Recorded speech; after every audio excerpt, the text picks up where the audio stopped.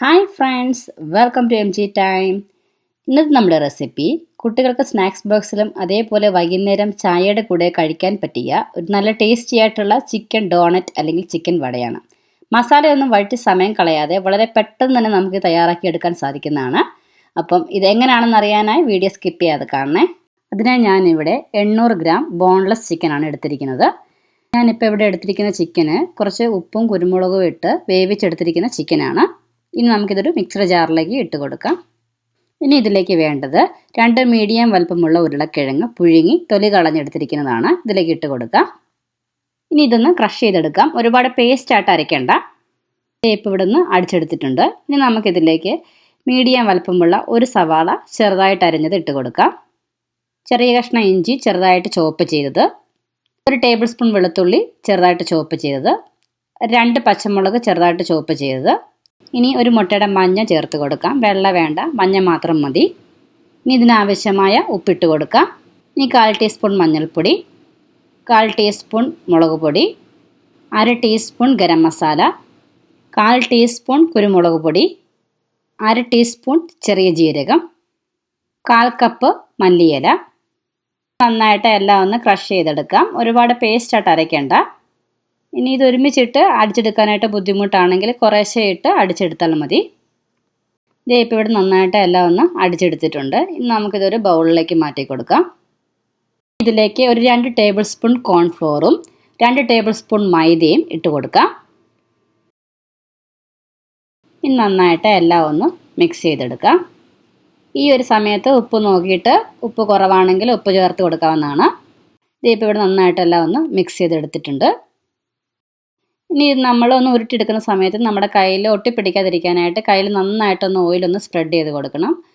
എന്നിട്ട് ഇതിൽ നിന്ന് ഒരു കുറച്ച് എടുത്തിട്ട് നമ്മൾ ഇതേപോലെ ഒന്ന് ബോൾസ് ആക്കി എടുക്കുക. ചെറുതായിട്ടൊന്ന് പ്രസ് ചെയ്തിട്ട് റൗണ്ട് ഷേപ്പിലൊന്ന് ആക്കിയെടുക്കാം. കട്ട്ലേറ്റിൻ്റെയൊക്കെ ആ ഒരു തിക്നെസ്സിൽ വേണം ഇതൊന്ന് റെഡിയാക്കി എടുക്കാനായിട്ട്. എന്നാലും ഒരുപാട് കട്ടിയായി പോവുകയും ചെയ്യരുത്. ആ രീതിയിൽ വേണം ഇതൊന്ന് ഷേപ്പ് ചെയ്തെടുക്കാനായിട്ട്. ഇനി സാധാരണ ഡോണറ്റൊക്കെ ചെയ്യുന്നത് പോലെ ഇനി ഒരു ഹോൾ ഇട്ട് കൊടുക്കണം ഇതിന്. അതിന് ഒരു കുപ്പിയുടെ അടപ്പ് ഉപയോഗിച്ചോ അല്ലെങ്കിൽ ഇതേപോലെ കൈവച്ച് തന്നെ നമുക്കൊന്ന് ഹോൾ ഇട്ട് കൊടുക്കാവുന്നതാണ്. ഇനി മെല്ലെ പതുക്കെ നമ്മൾ ഒരു പ്ലേറ്റിലേക്ക് ഓയിൽ പുരട്ടി വെച്ചിരിക്കുന്ന ഒരു പ്ലേറ്റിലേക്ക് നമുക്ക് ഇതേപോലെ ഒന്ന് മാറ്റി കൊടുക്കാം. നമുക്ക് ഇതേപോലെ ബാക്കിയെല്ലാം ഒന്ന് റെഡിയാക്കി എടുക്കാം. ബാക്കി റെഡിയാക്കി എടുക്കുന്ന സമയത്ത് ഓരോ പ്രാവശ്യം റെഡിയാക്കുമ്പോൾ നമ്മൾ കയ്യിൽ ഓയിൽ സ്പ്രെഡ് ചെയ്ത് കൊടുക്കണം. കയ്യിലൊട്ടി പിടിക്കുക അല്ലെങ്കിൽ. എല്ലാം ഒന്ന് റെഡിയാക്കി എടുത്തതിന് ശേഷം ഫ്രീസറിലേക്ക് ഒരു 45 മിനിറ്റ് വെച്ച് കൊടുക്കാം. ഇപ്പോൾ തന്നെ നമ്മളിത് മുട്ടയിൽ മുക്കി ഫ്രൈ ചെയ്തെടുക്കുകയാണെങ്കിൽ നമ്മൾ മുട്ടയിൽ മുക്കുന്ന സമയത്ത് ഇത് പൊട്ടിപ്പോകാനുള്ള സാധ്യത കൂടുതലാണ്. ഞാനിപ്പോൾ ഇത് ഫ്രീസറിലേക്ക് ഒരു 45 മിനിറ്റ് വെച്ച് കൊടുക്കുവാണ്. ഇനി ഒരു ബൗളിലേക്ക് 2 മുട്ട ഇട്ട് കൊടുക്കാം. ഇതിനാവശ്യമായ ഉപ്പിട്ട് കൊടുക്കാം. 1/4 ടീസ്പൂണിൻ്റെ പകുതി കുരുമുളക് പൊടി, 1/4 teaspoon chilli flakes, 1/4 teaspoon oregano.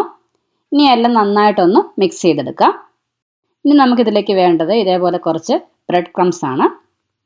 ഇപ്പം 45 മിനിറ്റ് ഫ്രീസറിൽ വെച്ചിട്ട് എടുത്തിരിക്കുന്നതാണ്.